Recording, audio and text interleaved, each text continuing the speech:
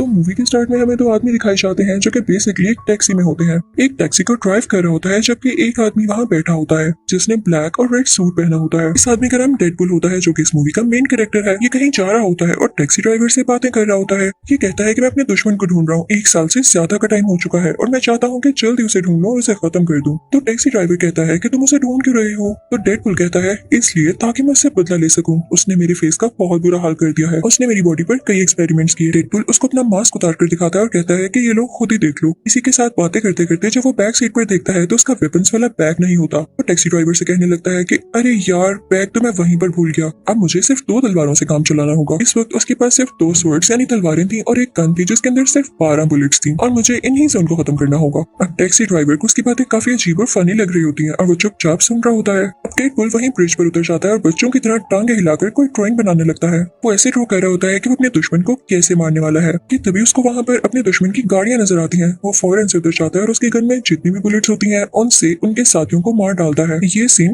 काफी मजेदार है। उनकी गाड़ियां रोल होते हुए गिरती हैं। यहाँ हम पर रिवील होता है कि डेडपुल के दुश्मन का नाम फ्रांसिस होता है। वो काफी बड़ा विलेन था, काफी बुरा आदमी था। अब ये खबर मशहूर हो जाती है, हर जगह ये बात फैल जाती है कि डेडपुल और फ्रांसिस में लड़ाई हो रही है। ये न्यूज टीवी पर भी आती है। फिर हम घर में एक जायंट आदमी को देखते हैं जो कि स्टील का बना हुआ लग रहा था। उस आदमी को ये न्यूज देख के काफी गुस्सा आता है। वो एक टीनेजर लड़की को बुलाता है जिसके काफी छोटे बाल थे और वो दोनों गुस्से में डेडपुल से मिलने जाते हैं। अब यहाँ हमें पास्ट की स्टोरी दिखाई जाती है जबकि डेडपुल एक नॉर्मल इंसान था। वो अभी डेडपुल नहीं बना था। उसका नाम वेड होता है। वो सीधा एक बार में जाता है जहाँ पर उसका दोस्त भी होता है और वहाँ पर किसी जायंट आदमी की किसी दूसरे आदमी के साथ लड़ाई हो रही होती है। तो वेड ये देख कर एंजॉय कर रहा होता है। तभी वेड के पास एक लड़की आती है जिसका नाम वेनेसा होता है। वो वेड से आकर बातें करने लगती है और उसको काफी पसंद करने लगती है। आहिस्ता आहिस्ता इन दोनों में दोस्ती हो जाती है। अब इनको एक साथ 1 साल हो चुका था, लेकिन एक दिन वेड बेहोश होकर गिर जाता है। जब होश आने पर वो अपने कुछ टेस्ट करवाता है तो उसे पता चलता है उसके ब्रेन, लिवर और लंग्स में कैंसर है। ये सुन के वो काफी परेशान हो जाता है और वेनेसा भी। अब सीन डेडपुल पर शिफ्ट होता है। लड़ते लड़ते फ्रांसिस वहाँ से भाग चुका था, लेकिन तभी वहाँ पर डेडपुल को आवाज आती है जैसे फ्रांसिस की बाइक उसके पीछे हो। जब डेडपुल पीछे मुड़कर देखता है तो वहाँ पर वाकई फ्रांसिस होता है। डेडपुल अपनी स्वर्ड फ्रांसिस के हाथ पार कर देता है।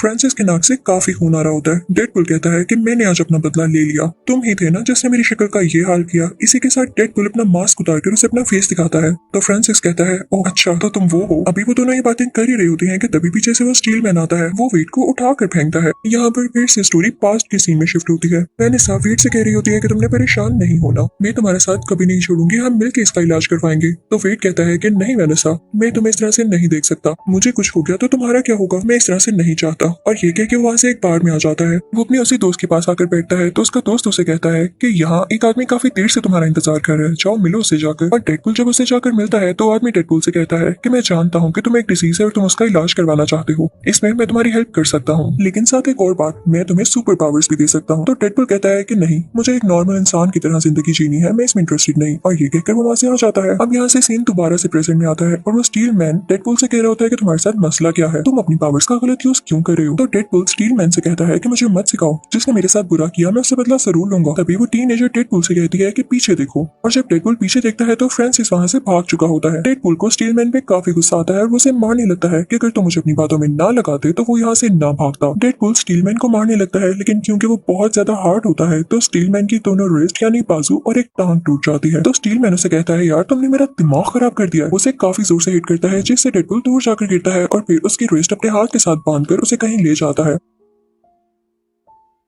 अब डेडपुल यहाँ काफी अजीब हरकत करता है। उसे कहने की जगह कि मेरा हाथ खोल दो या वो लोग खुद खोलने की जगह वो अपना हाथ ही काट लेता है। उसके हाथ से काफी खून आने लगता है। कोई नॉर्मल इंसान होता तो वो तो मर ही जाता, लेकिन ये सीक्रेट भी मैं आपको बाद में बताऊंगी कि डेडपुल क्यों नहीं मरा। अब ऐसा करने के बाद डेडपुल ब्रिज से नीचे जंप लगा देता है और एक चंक ट्रक में गिरता है। अब यहाँ से सीन दोबारा से पास्ट में आता है जब डेडपुल एक नॉर्मल इंसान था यानी वेड, वो बेहोश हुआ होता है और जब उसकी आंख खुलती है तो वो किसी जगह पर होता है और उसके आसपास 2 लोग होते हैं, एक मेल और एक फीमेल। वो दोनों उसकी बॉडी में कुछ इंजेक्ट करते हैं। वो लोग उसकी बॉडी पर तरह तरह के एक्सपेरिमेंट्स करते हैं और उसे काफी टॉर्चर करते हैं कि उस बेचारे की हालत खराब होने लगती है। कभी उसे इलेक्ट्रिकल शॉक्स दिए जाते हैं, कभी उसे बर्फ जैसे ठंडे पानी में रखा जाता है, कभी उसे बहुत ज्यादा मारा जाता है, यानी सब ऐसी चीजें जिससे वो टॉर्चर फील करे। ये वेट के साथ इसलिए किया जा रहा था ताकि उसकी बॉडी में कुछ चेंजेस आए, लेकिन अभी तक उसकी बॉडी में कोई चेंज नहीं आया था। और ये वो इसलिए कर रहे थे ताकि वेट की बॉडी में कुछ म्यूटेशंस आए और उसमें सुपर एबिलिटीज आए। अब वेट को एक जगह पर बांध कर लिटा दिया जाता है। उसके साथ एक और पेशेंट होता है उसको भी ये लोग टॉर्चर कर रहे थे। वो वेड को बताता है कि इस डॉक्टर का नाम फ्रांसिस है। यानी अब आपको पता चला कि ये वही फ्रांसिस है जिसके पीछे डेडपुल है, और ये उसके पीछे क्यों है ये भी सुन ले। अब फ्रांसिस वेड के पास दोबारा आता है और उसे एक ऐसे चैम्बर में डाल देता है जिसमें बिल्कुल भी ऑक्सीजन नहीं होती। उधर जाते ही वेड को सांस आना बंद हो जाता है। उसकी बॉडी काफी अजीब होने लगती है, जैसे उस पर किसी ने एसिड फेंक दिया हो और वो चलने लगी हो। फ्रांसिस उससे बातें करने लगता है, लेकिन वेड चुप होता है। और जैसे ही फ्रांसिस जाता है तो वेड अपने मुंह से एक मैच स्टिक निकालता है। उसके चैम्बर से एक पाइप कनेक्टेड था जो कि सीधा सिलेंडर तक जाता था। मैच स्टिक चलाकर वहां फेंक देता है। पाइप आग पकड़ लेता है और पूरी लैब को आग लग जाती है। अब वेड वहां से बाहर निकल आता है और फ्रांसिस पर अटैक करने लगता है, लेकिन फ्रांसिस उसे पुश करता है जिससे वेड नीचे गिर जाता है क्योंकि उसकी बॉडी काफी वीक हो चुकी थी।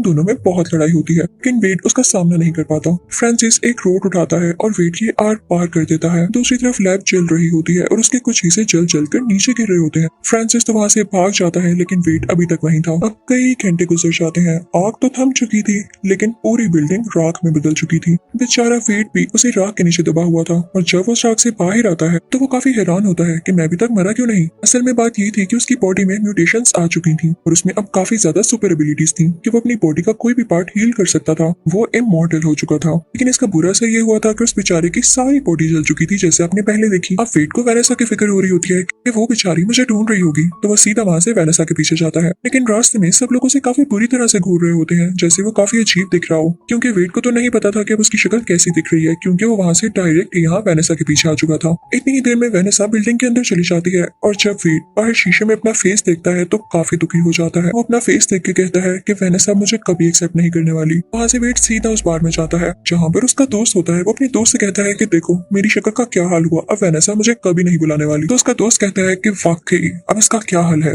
वेड कहता है कि बार में वो आदमी भी नहीं है जिसने मुझसे कहा था कि वो मेरा फेस ठीक कर सकता है। तो उसका फ्रेंड कहता है कि वो आदमी अगर नहीं है जो तुम्हारी डिजीज ठीक कर सकता है, तो वो आदमी तो है ना जो तुम्हारा फेस ठीक कर सकता है, क्योंकि उसी ने तुम्हारा फेस बिगाड़ा है। तुम उसे ढूंढो। वो तो यही समझ रहा है कि तुम मर चुकी हो और तुम्हें कोई सुपर पावर नहीं आई, तो इसीलिए वो तुम्हें वहां से छोड़कर चला गया। तो तुम मेरे भाई अपने लिए एक काम करो, अपने लिए एक मास्क और एक सूट तैयार करो जिससे उसे पता चल ही ना सके कि ये तुम हो और तुम जिंदा भी हो। फिर उसके बाद तुम उसको ढूंढना और उस पर अटैक कर देना। मैं तुम्हारा नाम डेडपूल रखता हूँ। और बस यहाँ से वेड का नाम डेडपूल पड़ जाता है। वो अपने घर जाता है और एक व्हाइट कपड़े से अपने लिए मास्क तैयार करता है। यहाँ से उसकी जर्नी स्टार्ट हो जाती है फ्रांसिस को ढूंढने की। अब उसे फ्रांसिस को ढूंढते ढूंढते एक साल हो चुका था, और वो बीच में जब फ्रांसिस को ना ढूंढ पाता तो उसके साथियों को मार डालता। अब वो वक्त भी आता है जब वो अपने लिए एक बहुत अच्छा ब्लैक और रेड सूट तैयार करता है।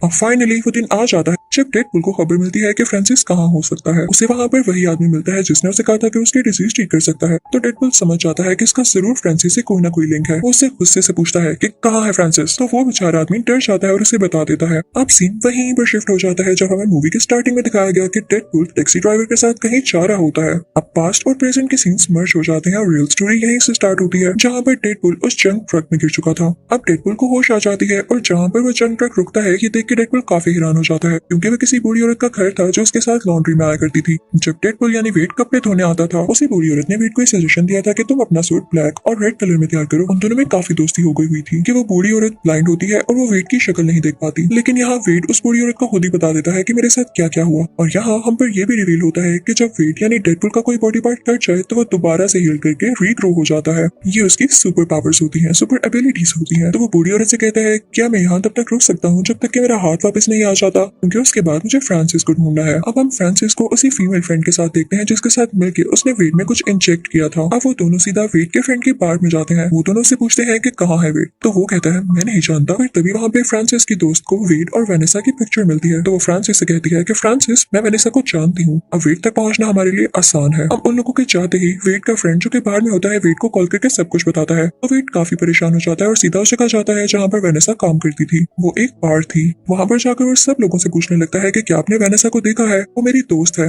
लेकिन जब वेनेसा खुद उसे नजर आती है तो उसमें इतना करेज नहीं होता कि वो उसे बात कर सके, क्योंकि उसे ये लग रहा था कि वेनेसा उसका फेस देख के डर जाएगी। तो वहां से वो वॉशरूम में चला जाता है। उतनी देर में वेनेसा को कोई बताता है कि कोई आपको ढूंढ रहा है। वेनेसा समझती है कि वेड आया है। वो काफी एक्साइटेड होकर बाहर जाती है, लेकिन वहाँ वेड तो नहीं होता, लेकिन उसे फ्रांसिस और उसकी दोस्त किडनैप कर लेते हैं। जब डेडपूल डरता डरता वॉशरूम से बाहर आता है कि वेनेसा से बात कर सके तो उसे वेनेसा कहीं नहीं दिखती। फिर उसे एक टेक्स्ट रिसीव होता है जो कि फ्रांसिस का था। फ्रांसिस का एक फेक नाम भी होता है जो कि एजेक्स होता है। इसी नाम से उसने टेक्स्ट भी किया होता है। कहता है कि अगर तुम चाहते हो कि वेनेसा तुम्हें वापस मिल जाए तो इस लोकेशन पर आ जाओ। फिर डेडपुल अपने घर जाता है और सारे वेपन्स ले लेता है। ये अपने साथ स्टीलमैन और उस टीनेजर को भी ले लेता है और वही टैक्सी पकड़ता है जिस पर ये पहले जा रहा था। अब ये लोग जंक यार्ड पहुंच जाते हैं जहाँ पर इनको फ्रांसिस ने बुलाया था, लेकिन डेडपुल यहाँ पर फिर से अपना वेपन्स वाला बैग टैक्सी में भूल जाता है। डेडपुल कहता है कि यार मेरे पास तो अब स्वर्ड ही है, क्या मैं स्वर्ड से ही लड़ूंगा। तभी वहाँ पर फ्रांसिस के साथ ही आ जाते हैं और ऊपर कंटेनर पर फ्रांसिस और उसकी दोस्त खड़े होते हैं। फ्रांसिस अपनी दोस्त को नीचे भेजता है जो कि इन तीनों से फाइट करने लगती है, लेकिन टीनेजर भी काफी तेज होती है, वो उससे फाइट करने लगती है। स्टीलमैन बड़े बड़े टायर्स उठाकर फ्रांसिस के साथियों पर फेंकने लगता है। तीनों काफी अच्छे से फाइट कर रहे होते हैं, लेकिन जब डेडपुल देखता है कि उसके साथी फ्रांसिस के साथियों को रोके हुए हैं तो इस बात का फायदा उठाते हुए वो फ्रांसिस तक पहुंच जाता है, जो कंटेनर के ऊपर होता है। यहाँ पर फ्रांसिस और डेडपुल की काफी लड़ाई होती है। नीचे फ्रांसिस की दोस्त ने स्टीलमैन का गला काफी जोर से दबा कर रखा होता है,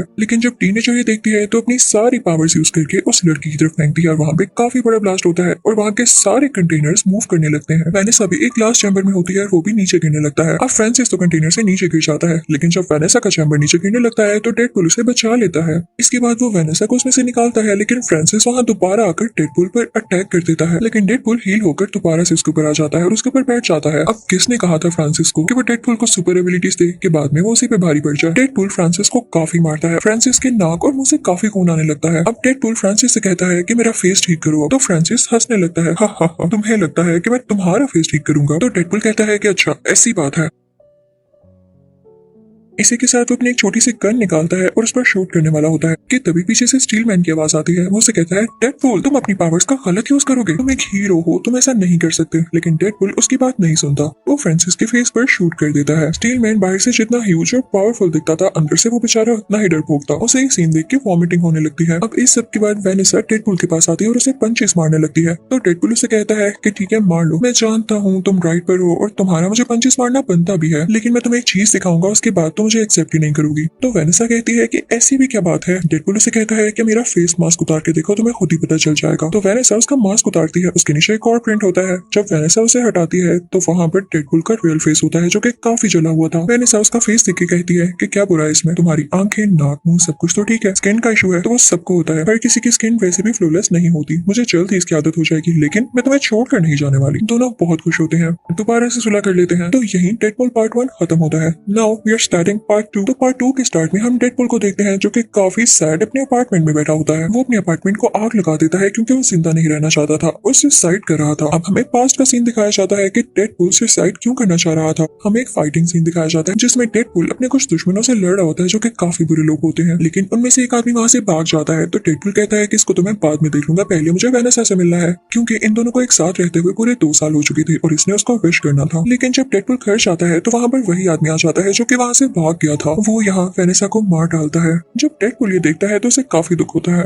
वो उस आदमी के पास जाता है और उसे ट्रक के नीचे देखकर मार देता है। फिर वो वापस वेनेसा के पास आता है। वो काफी उदास होकर कहता है कि मेरी वजह से ही तुम मरी, मैं तुम्हारी मौत का बदला जरूर लूंगा। नो डाउट वो उस आखिरी आदमी को भी मार चुका था, लेकिन वो उन सब लोगों को खत्म करना चाहता था जो उसके लिए बुरे थे, जो किसी की बिला वजह जान लेते हैं बिना किसी रीजन के। उसे वेनेसा की बहुत याद आया करती थी और वो कई तरह से अपनी जान लेने की कोशिश करता था। कभी वो बिल्डिंग से नीचे जंप लगा देता, कभी उसके अंदर रोड्स घुस जाती, कभी वो खुद को आग लगा देता, लेकिन उसे कुछ न होता क्योंकि वो इमॉर्टल था और इस चीज से वो खुद भी तंग आ चुका था। अब हम प्रेजेंट में आते हैं जब वो अपने अपार्टमेंट को आग लगा के दोबारा से सुसाइड करने की कोशिश करता है। यहाँ पूरे अपार्टमेंट में आग लग जाने की वजह से बहुत बड़ा एक्सप्लोजन होता है और उसे वेनेसा का विजन आता है कि ये तुम गलत कर रहे हो, तुम्हारा काम ये नहीं है। लेकिन इसी के साथ ही डेडपुल की बॉडी के टुकड़े हो जाते हैं। तभी कुछ टाइम बाद वहाँ पर स्टीलमैन आता है और उसके बॉडी पार्ट्स देख के उसे एक सैक में डालकर अपने साथ ले जाता है और फिर उसे छोड़ देता है। जब डेडपुल की बॉडी हील हो जाती है तो वो बिल्कुल ठीक हो जाता है और अब वो उदास एक काउच पर लेटा होता है कि तभी उसके पास स्टीलमैन आता है और कहता है कि तुम क्या कर रहे हो, तुम तो इतने पावरफुल हो और बनो भी। आज के बाद यही तुम्हारी फैमिली है और तुम हमारे साथ यहीं पर रहोगे। उस घर में 2 लड़कियां और होती हैं, एक वही टीनेजर जिसके छोटे बाल थे और एक पिंक बालों वाली लड़की। अब सीन यहाँ से दूसरी तरफ शिफ्ट होता है जहाँ पर हम एक ह्यूज आदमी को देखते हैं जिसकी एक आंख में लेजर जैसा कुछ था और उसके हाथ में घड़ी थी। जब वो उस घड़ी को मूव करता है तो वो कहीं जगह पर आ जाता है। वहाँ खड़े वो 2 आदमियों से पूछता है कि ये कौन सा साल है, मैं किस ईयर में हूँ, लेकिन इससे पहले कि वो आदमी कोई जवाब देते वो उनको मारकर उनकी गाड़ी लेकर वहाँ से चला जाता है। अब सीन दोबारा से वहाँ शिफ्ट होता है जहाँ पर वो चारों रह रहे थे, यानी डेडपुल, स्टीलमैन, पिंक बालों वाली लड़की और वो टीनेजर। ये सब अपनी टीम को एक्स-मैन की टीम कह रहे होते हैं। अब टीनेजर स्टीलमैन से कह रही होती है कि आपको बहुत ट्रस्ट है ना डेडपुल पर। मुझे तो डेडपुल बिल्कुल भी कंसिस्टेंट नहीं लगता है, ये कुछ भी ठीक से डिसाइड नहीं कर पाता, कभी सुसाइड करने की ट्राई करता है और कभी कुछ ज्यादा इमोशनल हो जाता है। तो डेडपुल फौरन से बोल पड़ता है कि तुम लोग परेशान नहीं हो, मैं खुद को ठीक करूंगा, मैं जितने दिन इस घर में रहा मैंने बहुत कुछ सीखा और हम बहुत अच्छी एक्स-मैन टीम बनेंगे।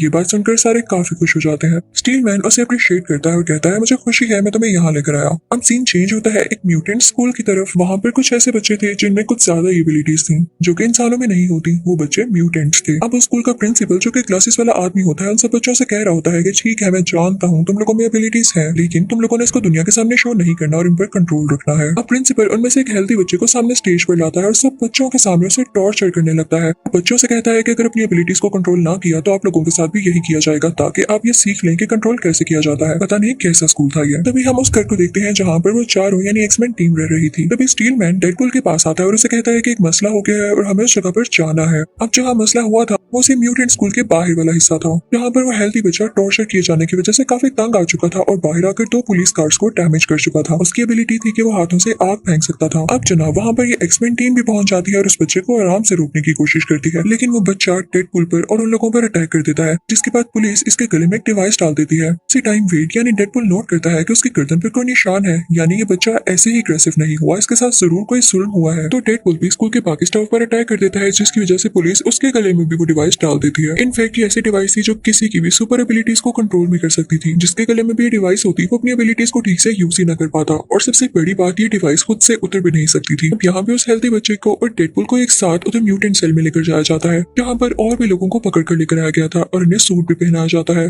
जैसे क्रिमिनल्स का हो। अचानक से वेट यानी डेडपूल को दर्द होने लगती है, क्योंकि जब तक उसकी एबिलिटीज उसके पास थी उसे अपनी कैंसर की डिजीज फील ही ना हुई, लेकिन क्योंकि उसके गले में डिवाइस थी और उसकी एबिलिटीज उसके पास नहीं थी तो उसे काफी दर्द हो रहा था, क्योंकि उसका कैंसर वापस आ रहा था। तो वह हेल्दी बच्चा बोलता है कि हमारी गलती है कि हम अपने लिए स्टेप नहीं लेते। अच्छा खासा मैंने स्टेप लिया, लेकिन पुलिस ने आके वहाँ सब कुछ खराब कर दिया। वो लोग जानते ही नहीं कि स्कूल का प्रिंसिपल कितना बुरा आदमी है। उसने मुझे इतना मारा, इतना टॉर्चर किया, और जैसे ही मैं इस सेल से निकलूंगा मैं उसे मार डालूंगा। और इसके बाद वो दोनों खाना खाने लगते हैं। तभी वहाँ पर वो अजीब आदमी आ जाता है जो कि लोगों से ईयर का पूछ रहा था और उसकी आंख में कुछ चमक रहा था। वो उस हेल्दी बच्चे की तरफ पॉइंट आउट करता है कि मुझे ये बच्चा चाहिए। वेट यानी डेडपूल कहता है कि मैं तुम इस बच्चे को हाथ भी नहीं लगाने दूंगा, और इसी के साथ उन दोनों में लड़ाई शुरू हो जाती है। लड़ते लड़ते डेडपूल ग्रिल से नीचे गिर जाता है और शुक्र है कि उसके गले से वो डिवाइस हट जाती है और उसमें उसकी एबिलिटीज दोबारा आने लगती है। उन दोनों में दोबारा से फाइट होने लगती है। वेड उस आदमी से पूछता है कि तुम्हें मसला क्या है, तुम्हें वो बच्चा क्यों चाहिए। तो वो आदमी अपना नाम केबल बताता है और कहता है कि पहले तुम बताओ, तुम उस बच्चे को जानते भी नहीं और फिर भी उसे बचा रहे हो। तो वेड कहता है क्योंकि उस बच्चे को ये लगता है कि मैं उसे बचाऊंगा और मुझे उसकी होप नहीं तोड़नी। तभी वेड को दिखता है कि केबल की पॉकेट में एक बॉम्ब है, तो उस बॉम्ब को उस बिल्डिंग में एक्सप्लोड कर देता है और वेड और केबल दोनों ही बाहर आकर गिरते हैं। वेड बाहर बेहोश हो चुका था। तभी उसे ख्वाब में वेनिस आती है जो उसे करिश देती है और कहती है कि यही चीजें तुम्हें पावरफुल बनाती है। और तब वेड को होश आ जाता है। वहाँ से वेड सीधा उसी बार में जाता है और अपने दोस्त से कहता है कि मैं एक बच्चे को बचाना चाहता हूँ। तो उसका बाहर वाला दोस्त कहता है कि ठीक है हम एक टीम बनाकर उसको बचा सकते हैं। वहाँ पर वही टैक्सी ड्राइवर भी होता है। अब हम दोबारा से उसी हेल्दी बच्चे को देखते हैं जो कि अभी तक म्यूटेंट सेल में ही होता है, और वहाँ पर उसकी दोस्ती एक काफी खतरनाक और काफी बड़े म्यूटेंट से हो जाती है। दूसरी तरफ वेड उस बच्चे को बचाने के लिए 6 लोगों की टीम बनाता है, जिसमें 5 लड़की और एक लड़की होती है। उन सबकी अलग अलग एबिलिटीज होती है। लड़की की ये होती है कि वो किसी को भी अपनी बातों में फंसा सकती थी। एक आदमी ऐसा था जो कि इलेक्ट्रिसिटी को कंट्रोल कर सकता था। एक आदमी ऐसा था जिसके मुंह से एसिड निकलता था। एक ऐसा था जो कि गायब हो जाता था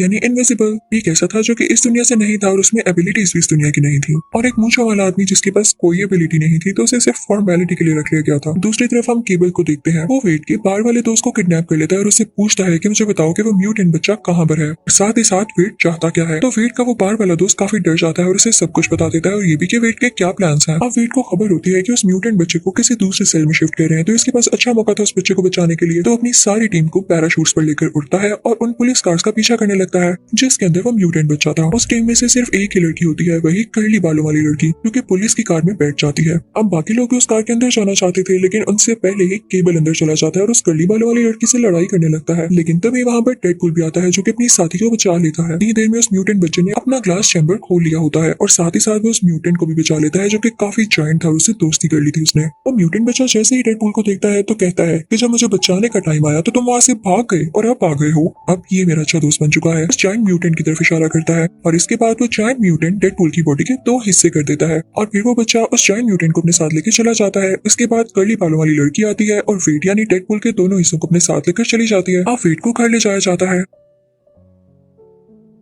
यहाँ पर वो बूढ़ी औरत भी होती है और यहाँ पर वेट काफी फनी लग रहा होता है क्योंकि उसकी टांगे रीग्रो कर रही होती हैं जैसे किसी बेबी की हो। वो वेट कर रहा होता है कि कब उसकी टांगे ठीक हो और कब उस बच्चे को बचाने जाए। तभी वहाँ पर केबल आ जाता है और उससे आराम से बात करता है। कहता है कि मैं तुम्हें अपने सारे कंसर्न्स बताता हूँ, मैं क्यों नहीं उस बच्चे को बचाना चाहता और तुम्हारी सोच भी गलत है जो तुम सोच रहे हो कि अभी भी तुम उस बच्चे को बचाना चाहोगे। अगर मैं तुम्हें बताऊं कि मैं इस बच्चे को क्यों नहीं बचाना चाहता तो सुनो, मैं फ्यूचर से आया हूँ, मेरी एक छोटी सी बेटी है और एक बहुत अच्छी वाइफ है। अब ये बच्चा बड़ा होकर मर्डर बनेगा और मेरी फैमिली को मार डालेगा। अभी भी वो स्कूल के प्रिंसिपल को मारने जा रहा है और क्या तुम्हें नहीं लगता कि इसके बाद उसे मर्डर्स करने की आदत हो जाएगी? मैं सब जानता हूँ कि उसने क्या करना है बड़े होकर, लेकिन अब मसला है मैं तुम्हारी हेल्प के लिए क्यों आया हूँ, क्योंकि पहले वो अकेला था और मैं अकेला ही उसे पकड़ सकता था, लेकिन अब उसके साथ वो जायंट म्यूटेंट है और मुझे तुम्हारी जरूरत है क्योंकि तुम ही उसे हरा सकते हो। मैं मानता हूँ कि तुम काफी स्ट्रॉन्ग हो। तो डेडपुल कहता है कि ठीक है, मैं तुम्हारे साथ आऊंगा, लेकिन मुझे प्रॉमिस करो कि तुम जाते ही उसे मारोगे नहीं बल्कि प्यार से समझाओगे। हो सकता है कि वो हमारी बात समझ ले। अब उन दोनों में डील हो जाती है और वो लोग वहाँ से जाने लगते हैं। अब वो लोग वहाँ से जाने लगते हैं तो रास्ते में फीड एक्समैन हाउस पे रुकता है जहाँ पे वो स्टील मैन होता है। वो उसे बुलाता है तो वो कहता है भाई तुम्हारे मसले खत्म नहीं होते, मैं नहीं आऊंगा। डेडपुल और केबल के साथ वो कर्ली बालों वाली लड़की भी होती है, लेकिन जब तक वो पहुंचते हैं तो इतनी देर में वो बच्चा और जायंट म्यूटेंट उस स्कूल के अंदर जा चुके होते हैं। वो बच्चा अंदर जाकर प्रिंसिपल को मारने ही वाला होता है कि तभी वो जायंट म्यूटेंट बाहर आकर और लोगों से मुकाबला करने लगता है।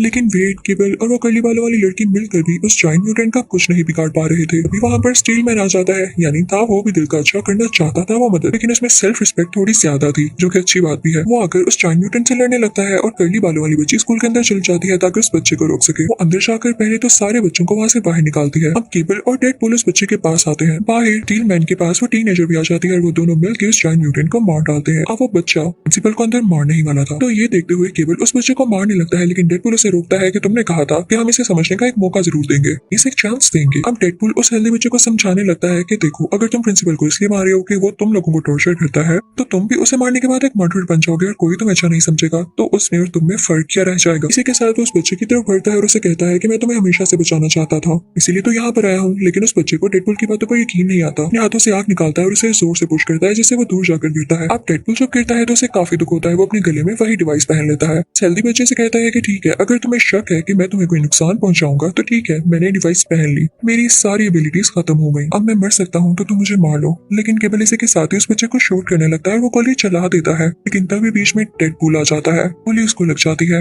यहाँ पर हेल्दी बच्चा फौरन से वेट के पास भाग कर आता है और उसे सॉरी करता है, लेकिन अब काफी देर हो चुकी थी। अब क्योंकि वेट यानी डेडपुल के गले में डिवाइस थी तो उसके बॉडी पार्ट्स हील नहीं हो सकते थे और इसी के साथ वो मर जाता है। मरने से पहले वो सबसे कहता है कि अगर मुझसे कोई गलती हो गई हो तो माफ कर देना, मेरा तुम लोगों के साथ अच्छा टाइम गुजरा। मरने के बाद वो वेनेसा के पास पहुंच जाता है तो वेनेसा उसे गले से लगाकर कहती है कि तुम इतनी जल्दी आ गए, अभी तो दुनिया को तुम्हारी जरूरत थी, तुम वापस एक्समैन टीम में जाओ। उधर केबल को भी काफी दुख हो रहा होता है कि उसने क्या कर दिया। वो अपनी वॉच को मूव करने लगता है, इससे टाइम रिवर्स हो जाता है और ये उसके पास आखिरी चांस था जो कि उसने अपनी बीवी और बेटी से मिलने के लिए रखा था। वहीं पर आ जाता है जहाँ पर डेडपुल को गोली लगने वाली होती है। गोली उसे वहीं पर लगती है जहाँ पर उसकी पॉकेट में कॉइन होता है और लकीली वो बच जाता है। तो डेडपुल अब केबल से कहता है कि तुमने मेरी खातिर अपना आखिरी चांस क्यों जाया किया। तो केबल कहता है जैसे तुमने मेरी हेल्प की वैसे ही मैंने तुम्हारी हेल्प की, तुमने इस बच्चे को मर्डर करने से रोक लिया, इसका मतलब बड़ा होकर ये मेरी बेटी और मेरी बीवी का भी मर्डर नहीं करेगा, तो मेरी फैमिली सेफ है। मैं यहाँ कुछ देर इंतजार करूंगा और अपनी फैमिली के पास वापस चला जाऊंगा। वो सारे लोग वहाँ से जाने लगते हैं। तभी पीछे से स्कूल का प्रिंसिपल आता है और उन्हें बुरा भला कहने लगता है, उनको ब्लैकमेल करता है कि मैं तुम्हें मार दूंगा। तभी टैक्सी ड्राइवर वहाँ पे आता है और कहता है कि तुम मारोगे हमें। इसी के साथ वो अपनी टैक्सी उसके ऊपर चला देता है, कहता है कि ये लो, मैंने तुम्हें मार दिया।